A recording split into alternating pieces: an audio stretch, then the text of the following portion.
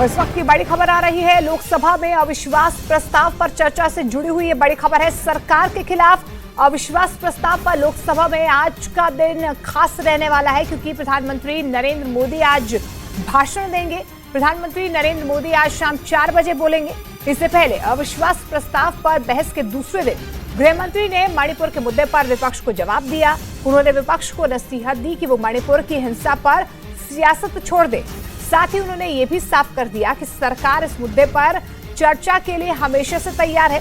चर्चा के दूसरे दिन सदन में सबसे पहले राहुल गांधी बोले, जिन्होंने मणिपुर के मुद्दे पर आक्रामक तेवर दिखाते हुए सरकार को घेरा और मांग की कि मणिपुर में सेना तैनात की जाए।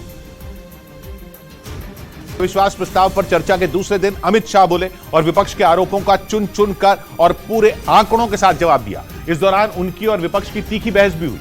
उन्होंने मणिपुर के मुद्दे पर बात करते हुए विपक्ष पर चर्चा से भागने का आरोप लगाया, क्योंकि संसद के मॉनसून सत्र के दौरान विपक्ष ने इस मुद्दे पर खूब हंगामा किया। विपक्ष की मांग थी कि प्रधानमंत्री इस मुद्दे पर सदन में बयान दें, लेकिन सरकार चाहती थी चर्चा हो और गृह मंत्री जवाब दें, जिसके बाद विपक्ष अविश्वास प्रस्ताव लाया और बहस के दूसरे दिन अमित शाह ने चर्चा में हिस्सा लिया, जहां उन्होंने विपक्ष पर जोरदार हमला किया। मगर आप सदन में चर्चा ही न होने दो। मणिपुर जैसे महत्वपूर्ण मुद्दे पर गृह मंत्री को अपना पक्ष न रखने दे। किस प्रकार की डेमोक्रेटिक व्यवस्था चाहते हैं माननीय?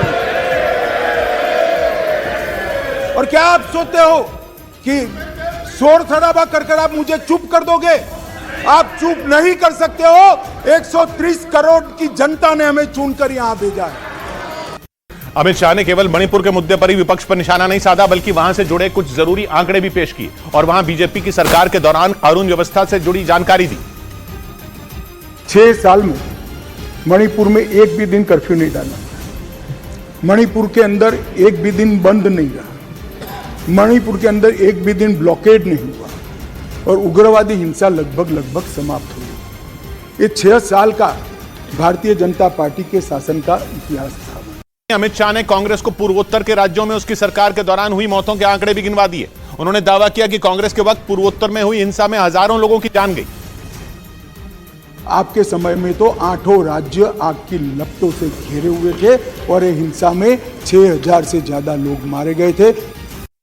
सदन में विपक्ष का शोरगुल जारी रहा। कांग्रेस की ओर से अधीर रंजन के बार बार बोलने पर अमित शाह भड़क गए। उन्होंने उन पर तंज भी कसा, क्योंकि अमित शाह ने जब बोलना शुरू किया तो अधीर रंजन चौधरी ने उन्हें कई बार टोका, जिससे अमित शाह नाराज हो गए। ना अभी नहीं कह सकते, बैठ जाओ। नियम आपको मालूम होना चाहिए, नियम पढ़ लीजिए। अभी नहीं कर सकते। अरे भाई, आपकी पार्टी ने आपका नंबर ही बोलने में नहीं लिखा है, क्या खड़े हो कर बोलते हो?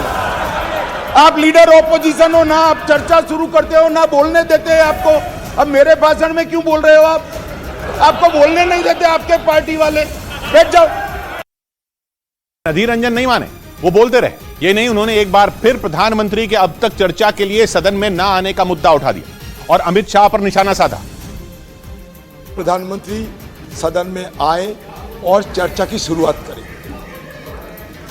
हमारे गृह मंत्री अमित शाह जी, हम लोग ये नहीं कभी कहे कि उनका काबिलियत पे हमें कोई शक है, लेकिन ये बात जरूर कहेंगे कि जो जवाब डिस्ट्रिक्ट कलेक्टर को देना है वो कोतवाल कैसे देंगे।